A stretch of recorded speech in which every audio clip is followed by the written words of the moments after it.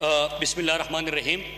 शुक्रिया स्पीकर साहब। स्पीकर साहब, मेरी गुजारिश होगी कि जुमरात, जुम्मा और आज तीसरा दिन है कि अपोजिशन की तरफ से 2 दिन आपने देखा कि तकरीरें हुई और एक रहनुमा नहीं 2-3 रहनुमा इनके उठ की तकरीरें करते हैं, फिर उसके बाद इस ऐवान से वॉकआउट करते हैं। तो कम से कम जो 3 दिन के आपके सवाल है तो मैं गुजारिश करता हूं कि आप एक एक का जवाब भी सुनिएगा।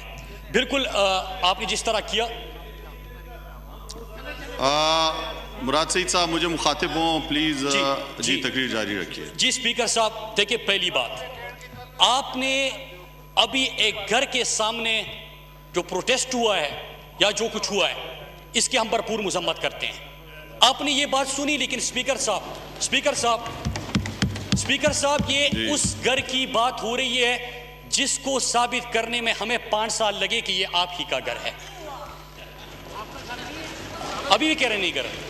स्पीकर साहब, आपको याद होगा ये आपने जिस तरह सवाल उठाए, मैं एक प्रेस कॉन्फ्रेंस देख रहा था, वो वीडियो आपने भी देखी होगी कि पाकिस्तान कोई सॉलिडरिटी फ्रंट है कि कोई है, उनकी तरफ से ये प्रोटेस्ट अरेंज किया गया था। बिल्कुल हम किसी को के घरों के सामने एहतिजाज और इस किस्म चीज़ों को डिस्करेज करते हैं और मजम्मत भी करते हैं, लेकिन स्पीकर साहब उसमें 3-4 नुक्ते जो मैंने खुद सुने अपने कानों से, वो एक सवाल उठाते हैं कि आपने हमें कहा कि वोट को इज्जत दो और फिर खुद कहा कि मुझे इजाजत दो, तो ये तो आप ज्यादती कर रहे हैं। एक सवाल उसमें ये था। दूसरा सवाल क्या था स्पीकर साहब? दूसरा सवाल ये था कि हम यहां पे दियारी खैर में बैठ के मेहनत मजदूरी कर रहे हैं, अपने मुल्क का नाम रोशन करने के लिए हम हर तरह से पाकिस्तान के सफीर बनने की कोशिश कर रहे हैं, लेकिन आप हमें जरा बताइए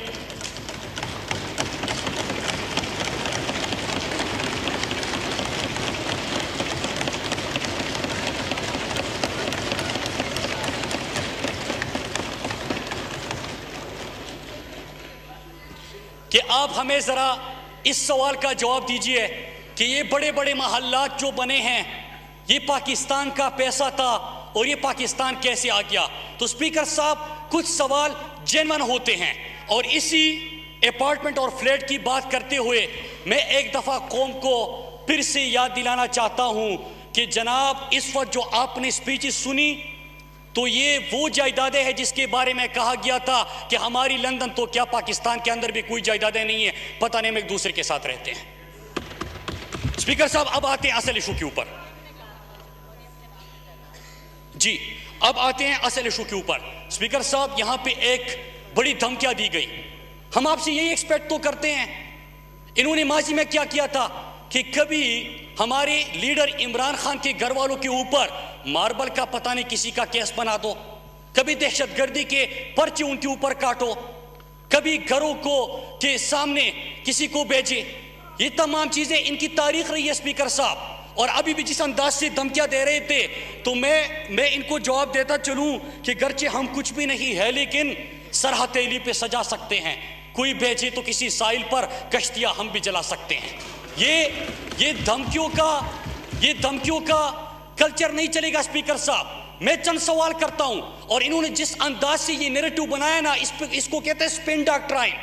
इनको पता था कि आज इनसे सवाल होगा क्योंकि लंदन से आपकी वापसी हुई है, कुछ सवाल होंगे जो पूरी कौम आपसे सुनना चाहते हैं। नंबर 1 पहला सवाल कि कितनी मेहनत आप सबको करनी पड़ी कि जब सुप्रीम कोर्ट में ये केस चल रहा था, पानामा पेपर सामने आए, तो आप एक एक बंदा बैठ के यहाँ पे हमें लेक्चर देते रहे कि ये उनकी जायदादें नहीं है, और फिर उसी जायदाद में उनके साथ मिलते हुए आपको कैसे फील हुआ? आपने सवाल नहीं किया अपने ख्याल से कि अगर आपने ये जायदादें बनाई थी तो फिर हमसे क्यों 4-5 साल झूठ बुलवाया? आपने ये सवाल नहीं किया? क्या पाकिस्तानी कौम ने अगर आपसे सवाल किया कि आप मेरे वजीर खारजा थे, आप मेरे वजीर दिफा थे, तो किस तरह आप वहां पे मूची दूबी चौकीदार के कारोबार कर सकते थे और इकामे आपने रखे थे? क्या जेन्युइन सवाल नहीं है? स्पीकर साहब अगर इनको 15 लाख तक तनख्वाह मिलता था वहां पे, तो ये तो पाकिस्तानी ऐवान का इसने हल्फ लिया था, इसने तो वजारत का हल्फ लिया था, इसने तो पाकिस्तान की वजारत दिफा को चलाना था, इसने तो पाकिस्तान की वजारत खारजा को चलाना था। अगर कोई आपसे ये सवाल करता है तो क्या इसका जवाब देना बनता नहीं है? क्या आप उनके लिए क्या खिदमत दे रहे थे? क्या ये सवाल गलत है? अगर तीसरा बंदा इनके साथ एहसन इकबाल जो गया था, उसने क्या किया? उसके जो करप्शन के केसेस चल रहे हैं, इसका सवाल करना क्या बनता नहीं है? क्या इसने जो अपने भाई को गलत तरीके से ठेके दिलवाए, उसका सवाल बनता नहीं है स्पीकर साहब? तो अगर कोई आपसे सवाल करेगा तो आप पार्लियामेंट आएंगे और उंगलियां हिला के धमकियां देंगे? क्या आपने शहबाज शरीफ से यह सवाल किया कि जो आपका टीटी स्कैंडल आया है और इसके बाद आपने एक प्रेस कॉन्फ्रेंस की? आपको याद होगा शहबाज शरीफ ने एक प्रेस कॉन्फ्रेंस की थी। शहबाज शरीफ ने कहा कि मैं शहजाद अकबर को और बरतानवी सहाफी को कोर्ट लेके जाऊंगा, बरतानिया की अदालत लेके जाऊंगा। स्पीकर साहब आज तक नहीं लेके गए, लेकिन शहबाज शरीफ तो आगे बढ़ा और उसने क्या कहा? कहते कि पाकिस्तान की इज्जत, मुल्क और कौम की इज्जत दांव पे लगी है। अल्हम्दुलिल्लाह शहबाज शरीफ वो इज्जत बचाएगा और बरतानिया की अदालत में सुरखरू होगा। क्यों नहीं गया? स्पीकर साहब इनकी शाफात हुए हैं, इन्होंने आज ये इशू बनाया, इनको पता था कि इनसे सवालों के सवाल क्या है। देखिए स्पीकर साहब आप तशरीफ रखें, फिर खामोशी से सुने, खामोशी से। स्पीकर साहब इन्होंने कहा मैं कुछ देर बाद इस इशू के ऊपर बात कर लूंगा। पहले जो इन्होंने लेजिस्लेशन की बात की, स्पीकर साहब आपके ऊपर बड़ा तनकीद किया था कि आपकी वजह से इतने ऑर्डिनेंसेस पास हुए। आज मैं रिकॉर्ड लेके आया हूं और सुनिएगा। आपने पीपल्स पार्टी के एक दौर में, सिर्फ 3 साल में, मुहतरमा के दौर में 357 ऑर्डिनेंस इन्होंने पास किए 3 साल के अंदर। हर साल के अंदर सुनिए एक साल के अंदर 119 एवरेज इनका बनता है जो इन्होंने ऑर्डिनेंसेस पास करवाए। और हर जमहूरी हुकूमत ने एवरेज हर साल 29 ऑर्डिनेंस पास करवाए, लेकिन तहरीक इंसाफ की हुकूमत ने सिर्फ 1.5 साल में 20 ऑर्डिनेंस पास करवाए। और इसके ऊपर शोर देखे 19 ऑर्डिनेंसेस, 1.5 साल में 19 ऑर्डिनेंसेस, लेकिन एक साल में 119 ऑर्डिनेंस आपने पास किए और आप हमें जमहूरियत सिखा रहे हैं। आप हमें बता रहे हैं कि पार्लियामेंट को किस तरह चलाया जाता है। आपके दौर में तो कम से कम प्रोडक्शन ऑर्डर का शोर नहीं होगा। रोजाना पार्लियामेंट का इजलास शुरू होता है, पहला सवाल यह होता है कि प्रोडक्शन ऑर्डर जारी कर दे। दूसरा सवाल यह होता है कि आप जो हुकूमती रवैये हैं, हुकूमत ने क्या किया है। अगर शहबाज शरीफ का केस आता है और इसको हम पार्लियामेंट में डिबेट करवाना चाहते हैं तो ये तो जमहूरियत है। आप अगर कहें कि ये बंद कर दे, अगर आप ये कहें आज मुल्क के अंदर और पूरी दुनिया के अंदर इंसदादे करप्शन का आलमी दिन मनाया जा रहा है। स्पीकर साहब, इस पार्लियामेंट को आज करप्शन के खात्मे के ऊपर बात करनी थी, लेकिन नहीं करेंगे क्योंकि करप्शन का दिफा करना है। स्पीकर साहब, मैं शहबाज शरीफ क्योंकि अपोजिशन लीडर है, इस ऐवान का वकार मजरूह हो रहा है और पूरे ऐवान की तरफ से मैं शहबाज शरीफ से सवाल करता हूं कि आप पहला सवाल का जवाब दीजिए। आपने कहा था कि मैं बरतानिया की अदालत जाऊंगा और केस करूंगा, आपने केस क्यों नहीं किया? दूसरा सवाल कि करप्शन की तरीक़े वारदात भी बड़ा मुख्तलिफ है कि निसार गिल को एक बंदी को ये अपना डायरेक्टर पॉलिटिकल अफेयर्स लगाते हैं और अली अहमद को डायरेक्टर स्ट्रेटजी सीएम हाउस में लगाते हैं। इनका क्या काम है स्पीकर साहब? इनका काम है करप्शन का पैसा इकट्ठा करना, फिर फेक कंपनी बनाना। कंपनी का नाम है गुड नेचर कंपनी। ये स्पीकर साहब, ये वजीर आला के ऑफिस में और वजीर आला के घर में ये कार्रवाई हो रही है।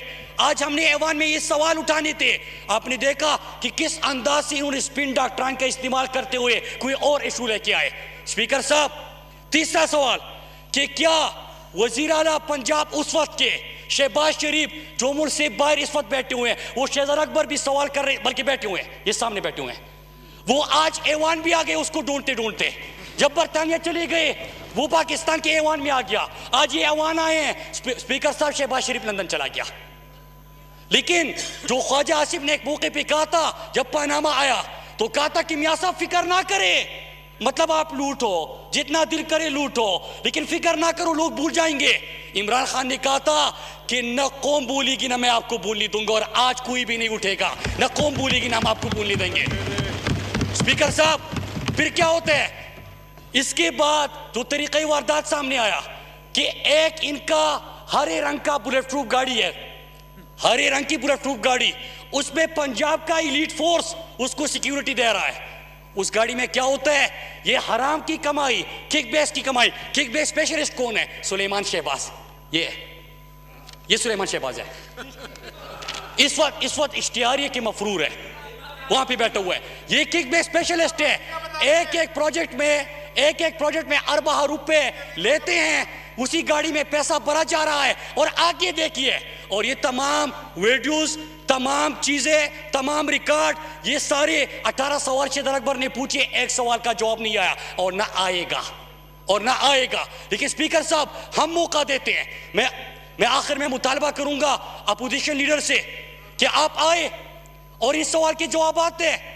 हम आपको आपके बड़े भाई की तरह मौका देते हैं कि आप स्पीकर के सामने खड़े हो जाए और उनको कहे कि हुजूर ये है वो जरा है, फिर नताइज कि आप खुद जिम्मेदार होंगे। स्पीकर साहब, होता क्या है?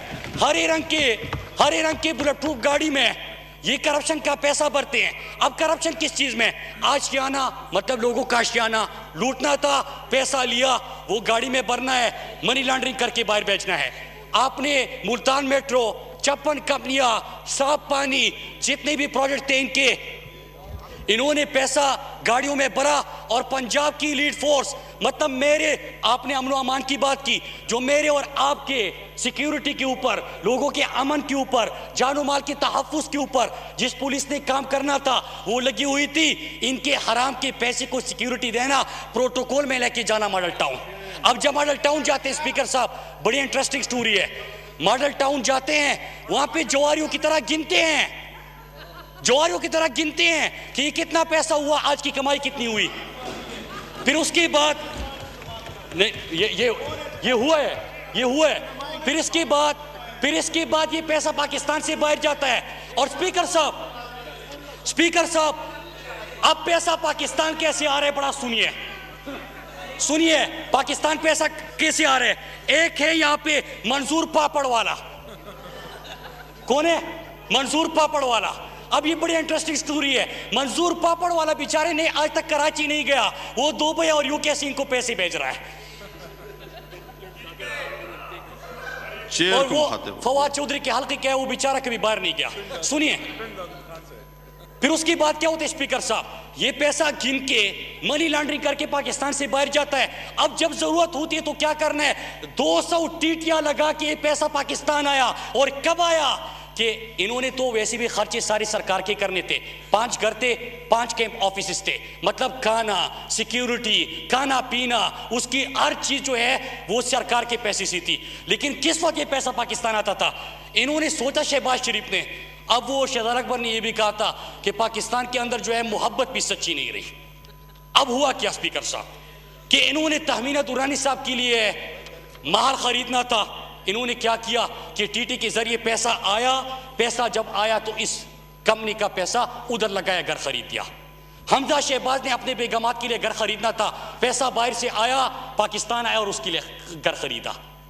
तो स्पीकर साहब, ये कहानी हम सवाल पूछ रहे हैं कि क्या ये निसार गिल और अली अहमद, क्या इसको पॉलिटिकल डायरेक्टर और डायरेक्टर स्ट्रेटजी एंड प्लानिंग आपने सीएम सेक्रेटरीट में नहीं लगाया था?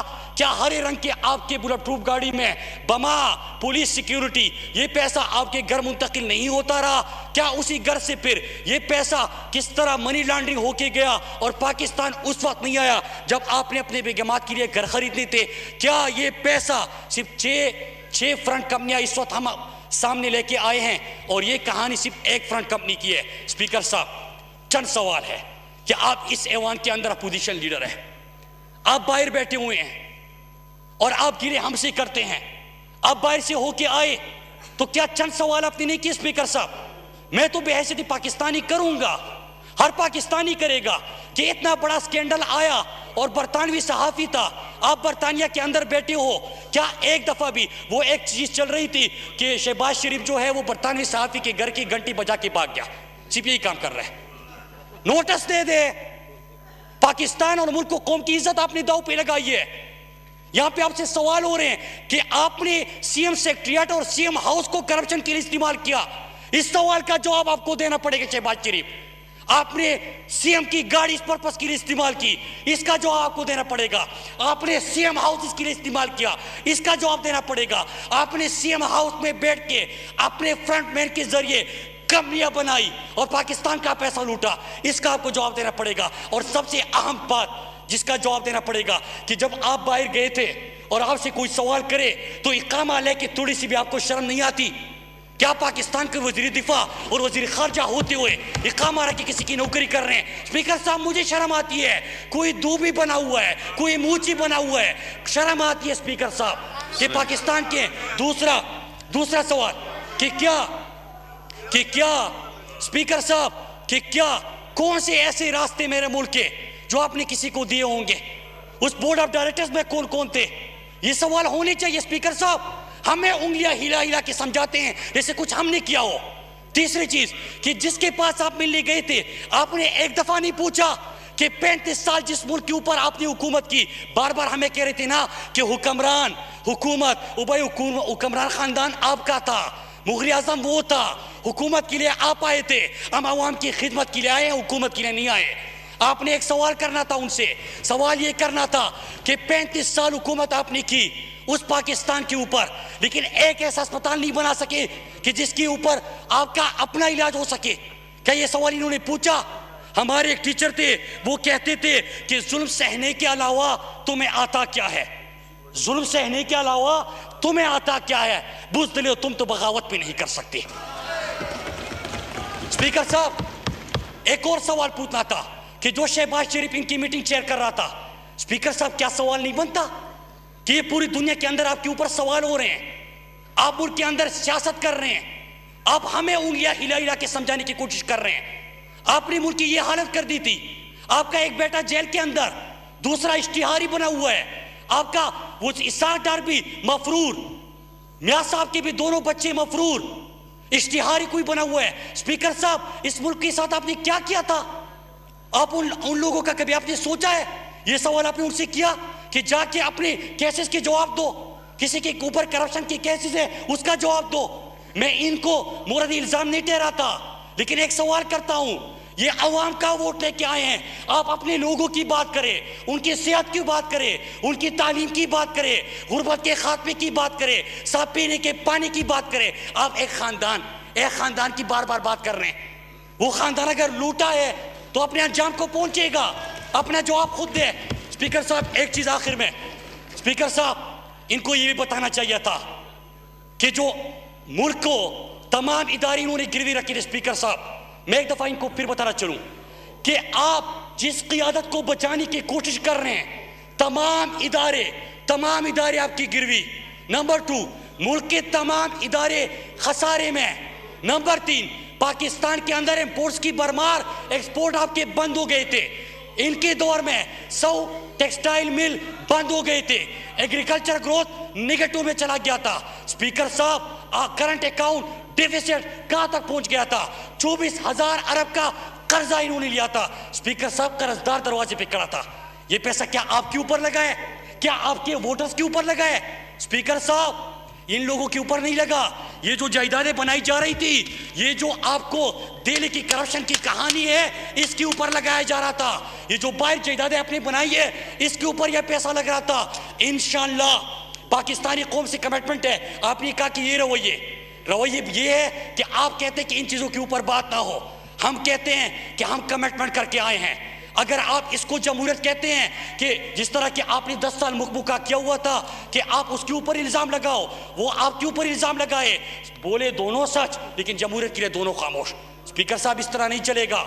इनको 24,000 अरब रुपया जो इन्होंने कर्जा लिया था, ये पैसा कहां पे लगा, इसका जवाब देना होगा। शहबाज शरीफ का जो टीटी स्कैंडल है, इसका जवाब इन्होंने देना होगा। जो बाहर जायदादें बनाई है, इनको जवाब देना होगा। साहब, तो जब ये सवाल करते हैं, मैंने जो चीज़ आपके सामने रखी, आज पाकिस्तान में क्या हो रहा है? जब आपकी जानतदार क़ियादत हो, आपकी एक्सपोर्ट बढ़ गई, आपकी इन्वेस्टमेंट आने लगी, मूडीज़ की, IMF की, एशियन डेवलपमेंट बैंक की रिपोर्ट आ गई, आपकी मईशत जो इन्होंने ICU में लेके गए थे, 1 साल के अंदर इस्तेहकाम की तरफ लेके आए।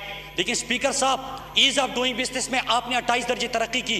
लेकिन स्पीकर साहब, एक चीज़ सुनिएगा, बात यह है स्पीकर साहब कि अगर आप बाहर जाते हैं तो एक चीज का लिहाज रखिए कि वो जो कौम हमारे लोग मुसाफिर है, वो अगर आपसे पूछते हैं कि अगर आपने इकामा क्यों रखा था जब आप मेरे मुल्क के वजीर खारजा थे, जवाब दे दे। आप ये भी जवाब दे दे कि 35 साल हुकूमत के बाद आप एक अस्पताल क्यों नहीं बना सके। आप ये भी जवाब दे दे। शहजादा अकबर साहब, मैं एक शहजादा अकबर साहब को क्रेडिट देता हूँ, खिराज तहसीन पेश करता हूँ, क्योंकि जब ये चीज़ मैं समझ नहीं बैठ गया स्पीकर साहब, आपने आज पाकिस्तान के अंदर इंसदाद करप्शन का दिन है, लेकिन स्पीकर साहब अगर आप इनके करप्शन की लेयर है जो है ना, ये जो मुख्तलिफ लेयर्स हैं, इनको देखेंगे दिमाग चकरा जाता है कि आप पहले बंदे बिठाओ, बंदों के नीचे और बंदे बिठाओ, फिर फेक कंपनियां बनाओ, फेक कंपनियों में मुलाजिम भर्ती कर दो, फिर मंजूर पापड़ वाला और पता नहीं जिस तरह की रेड़े वाला, समोसे वाला, पकोड़े वाला, उनको पकड़ लो, फिर पैसा जाए इधर से वहां, वहां से इधर, सारी चीजें घूम रही है स्पीकर साहब, गोलमाल है, सब गोलमाल है। स्पीकर साहब ये चीज बड़ी मुश्किल थी, ये करप्शन का केस सामने आ गया है। हम इस ऐवान के लिए, इस पाकिस्तान के लिए, क्योंकि शहबाज शरीफ ने खुद कहा था कि मुल्क को कौम की इज्जत दाव पे लगी है, मुल्क को कौम की इज्जत आपने अपने करप्शन से और टीटी स्कैंडल से दाव पे लगाई है।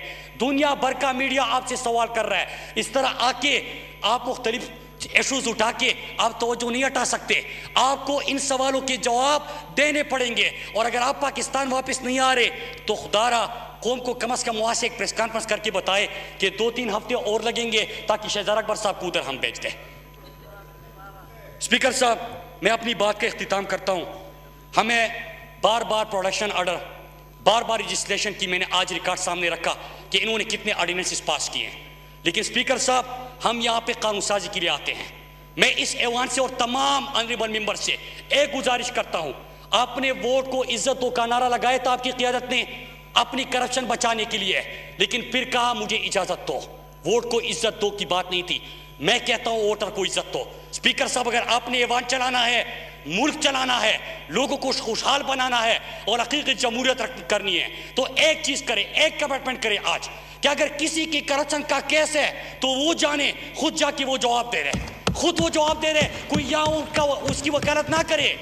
अगर किसी ने मुल्क को लूटा है तो मुल्क सिर्फ मेरा नहीं है, सिर्फ इमरान खान का नहीं है, सिर्फ शहजादा अकबर का नहीं है, ये मुल्क हम सब का है।